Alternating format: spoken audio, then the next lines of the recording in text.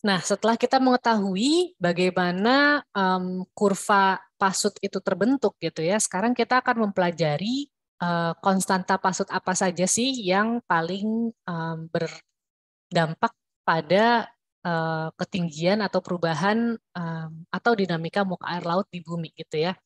Nah, jadi tentunya yang paling bisa kita prediksi dan memang efeknya paling besar itu adalah karena ini lagi-lagi terjadi akibat gaya tarik-menarik antara bumi dengan benda-benda langit lainnya, khususnya bulan dengan matahari gitu ya. Itu tentunya yang paling kita garis bawahi adalah efek-efek astronomi gitu ya. Jadi kita lihat dulu dari kesetimbangan pasutnya gitu ya. Jadi kalau misalnya kesetimbangan pasut gitu ya, misalnya kita anggap bahwa bumi ini benar-benar laut semua, nggak ada friksinya gitu ya, benar-benar nggak ada landmass, benar-benar air semua gitu ya. Berarti yang konstanta yang paling berpengaruh adalah ini gitu ya. Jadi ada eh, apa namanya Mundslongitude gitu ya. Jadi dia itu ada di mana sih tempatnya gitu ya berdasarkan kita gitu ya, itu dia periodenya 12 jam 24 menit ya, artinya dia itu semidiurnal gitu ya. Lalu 12 jam dia itu semidiurnal gitu ya. Ini adalah si posisi matahari gitu ya terhadap kita.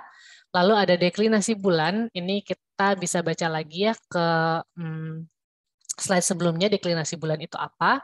Deklinasi matahari itu berarti sama juga gitu ya, prinsipnya dengan deklinasi bulan gitu ya, tapi ya matahari gitu yang kita ukur.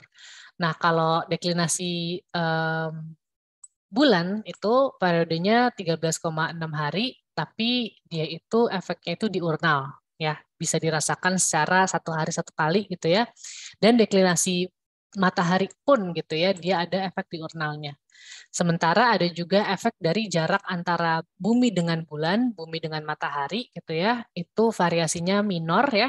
Jadi kalau misalnya dengan bulan itu 27,5 hari, tapi kalau dengan matahari 365 hari, dan ada juga regresi dari si posisi um, evolusi bulan terhadap bumi itu 18,6 tahun gitu ya. Jadi variasinya itu sangat minor, tapi ada variasinya.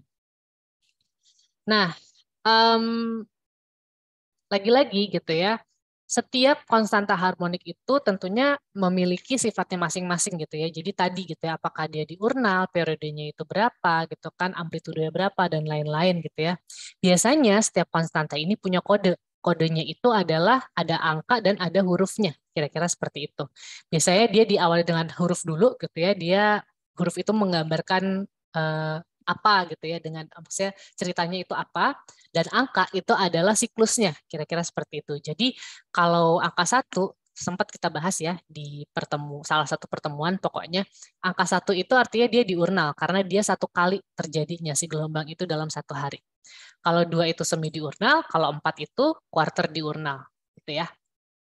Nah, yang paling penting ternyata gitu ya, ada empat konstanta pasut yang dianggap sebagai principal tidal constituents gitu ya, atau konstanta pasut yang paling penting kira-kira seperti itu ya. Nah, kenapa dia dianggap paling penting? Karena secara natural mereka memiliki amplitude yang paling besar gitu. Jadi dimanapun kita berada, pasut itu akan terdefinisi berdasarkan keempat konstanta pasut ini. Ini yang makanya kita sempat bahas ya di kuliah kedua kalau nggak salah yang Formsal number gitu ya. Itu kan kita hitung berdasarkan keempat konstanta pasut ini. Nah, sekarang kita akan belajar itu tuh apa aja. Kalian udah tahu ya berarti bahwa yang ini adalah konstanta yang gelombangnya terjadi secara diurnal, sementara yang ini adalah semi diurnal. Nah, sekarang kita akan tahu K1 itu apa. Jadi K1 ini merupakan kombinasi dari deklinasi bulan dan deklinasi matahari pada saat tertentu gitu. Dan dia konstantanya bersifat diurnal gitu ya. Itu kita balik ke sini gitu ya. Jadi ada moon's declination dan sun's declination, keduanya diurnal effect, dan kombinasi dari deklinasi si bulan dan deklinasi si matahari terhadap bumi itu efeknya kita sebutkan sebagai K1 ya. Lalu ada juga O1 ya. O1 ini dia benar-benar deklinasi bulannya aja ya. Kenapa deklinasi bulannya aja ya? Karena dia kan periodenya lebih cepat gitu ya dibanding yang matahari gitu ya. Jadi yang matahari sendiri dia pasti ada efek dari deklinasi bulannya, kira-kira seperti itu. Itulah kenapa K1 dan O1 itu dipisah. Lalu ada yang M2. Nah, M2 jelas dia semi diurnal gitu ya. Dan dia benar-benar efeknya itu adalah tergantung dari longitude dari si bulan ini gitu ya. Jadi karena bulan ini kan selalu berubah-ubah gitu ya. Nah, itu adalah konstanta yang paling penting juga gitu ya. Jadi ini berdasarkan bulan. Jadi M biasanya itu moon gitu ya.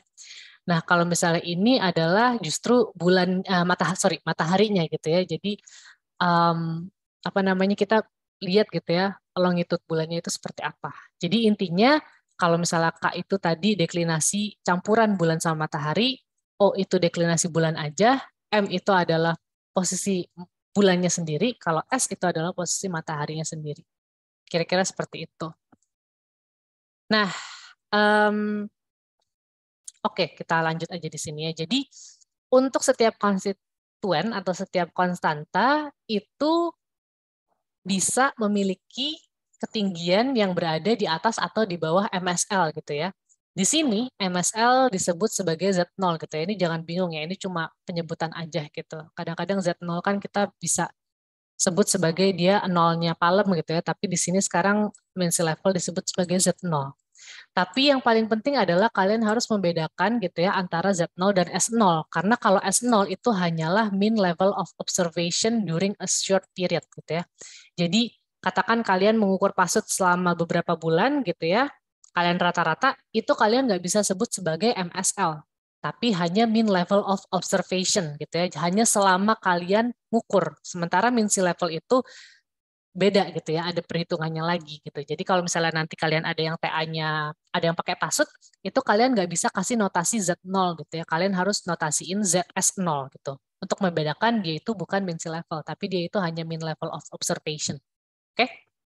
Saya dulu sempat salah soalnya. Nah, terus setiap konstituen atau konstanta pasti punya kecepatan gitu ya, yang dideskripsikan dalam berapa derajat per jam, tadi kita udah bahas. Nah, ini adalah, jadi gini, lagi-lagi kecepatannya itu dihitung berdasarkan komponen-komponen ini ya. Jadi ada yang rotasi buminya sendiri gitu ya, terhadap relatif terhadap matahari gitu ya.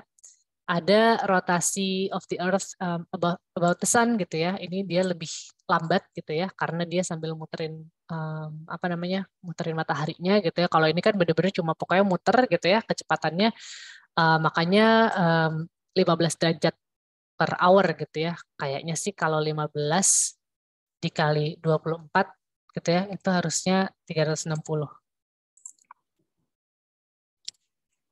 Terus ada juga rotasi bulan terhadap bumi gitu ya. Ini 0,5. Ada precesi dari Moon's perigee gitu ya. Perigee itu berarti jarak terdekatnya gitu ya antara bulan dengan bumi gitu ya. Jadi ganti-ganti gitu kan, itu juga ada satuannya dan ada N gitu ya, regresi dari posisi si bulan yang dia sangat-sangat kecil sekali kecepatannya gitu ya, karena periodenya sendiri kan tadi 18,6 tahun ya. Nah, buat apa sih barang-barang ini gitu ya? Ini adalah untuk menghitung kecepatan dari setiap konstanta gitu. Nah, jadi tugas kalian nanti saat kita diskusi adalah coba kalian hitung kecepatan dari masing-masing konstanta ini. Oke? Kita ketemu di segmen selanjutnya.